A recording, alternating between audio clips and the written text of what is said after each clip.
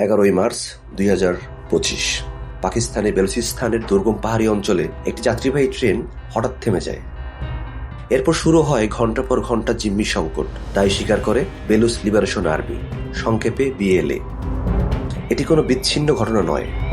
গত 2 দশকে বেলুচিস্তানে হামলা, নিরাপত্তা অভিযান এবং রাজনৈতিক উত্তেজনা বারবার আন্তর্জাতিক শিরোনাম হয়েছে। কিন্তু প্রশ্ন হলো কেন এমন একটি অঞ্চল যেখানে বিশ্বের অন্যতম বৃহৎ তামা ও স্বর্ণের খনি রয়েছে, যেখানে আরব সাগরে কৌশলগত গোয়াদর বন্দর অবস্থিত, সেই অঞ্চলই আজ কেন এত অস্থির? এই প্রশ্নের উত্তর খুঁজতে হলে আমাদের ফিরে যেতে হয় প্রায় 9000 বছর আগে। মেহেরগড়, এই নামটি হয়তো অনেকেই শোনেননি, কিন্তু প্রত্নতত্ত্ববিদদের কাছে এটি দক্ষিণ এশিয়ার অন্যতম গুরুত্বপূর্ণ অধ্যায়। এখানে পাওয়া গেছে এমন নিদর্শন যা দেখায় খ্রিস্টপূর্ব 7000 সালের দিকে মানুষ কৃষিকাজ করত, গবাদি পশু পালন করত এবং স্থায়ী বসতি শুরু করেছিল। অর্থাৎ যখন মিশরের পিরামিড বা রোমান সাম্রাজ্যের অস্তিত্বই ছিল না, তখনও এই অঞ্চলে সংগঠিত মানব জীবনের বিকাশ ঘটেছিল। কিন্তু ইতিহাসের সবচেয়ে বড় প্রশ্ন, কিভাবে মানব সভ্যতার অন্যতম প্রাচীন কেন্দ্র আজ বিশ্বের সবচেয়ে অস্থির অঞ্চলগুলোর একটি পরিণত হলো?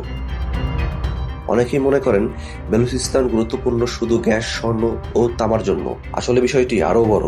যদি আপনি পৃথিবীর মানচিত্রে নজর দেন, দেখবেন গোয়াদর বন্দর পারস্য উপসাগরের প্রবেশপথের খুব কাছাকাছি। প্রতিদিন বিশ্বের বিপুল পরিমাণ তেলবাহী জাহাজ এই সমুদ্র পথ ব্যবহার করে। এই কারণে শুধু পাকিস্তান নয়, চীন, যুক্তরাষ্ট্র ও উপসাগরীয় দেশ এবং অন্যান্য আঞ্চলিক শক্তিও এই অঞ্চলের দিকে গভীর নজর রাখে। আর এই কারণেই বেলুচিস্তানকে অনেক বিশ্লেষক শুধু প্রদেশ নয়, বরং এটি দক্ষিণ এশিয়ার অন্যতম গুরুত্বপূর্ণ ভূ-রাজনৈতিক কেন্দ্র হিসাবে বর্ণনা করেন। আজকের বেলুচিস্তানকে 2 ভাগে দেখা যায়।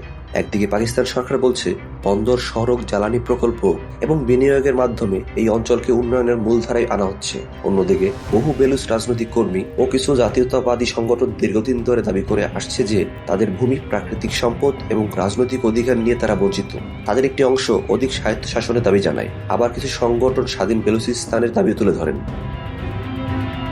সম্প্রতি সামাজিক যোগাযোগ মাধ্যম এবং বিভিন্ন অনলাইন প্ল্যাটফর্মে স্বাধীন বেলুচিস্তানের দাবিকে কেন্দ্র করে নতুন করে প্রচারণা ও রাজনৈতিক বার্তা ছড়িয়ে পড়েছে। একই সময় পাকিস্তান সরকার এসব কর্মকাণ্ডকে দেশের সার্বভৌমত্ব ও নিরাপত্তার জন্য হুমকি হিসেবে বিবেচনা করছে এবং কঠোর অবস্থান বজায় রেখেছে।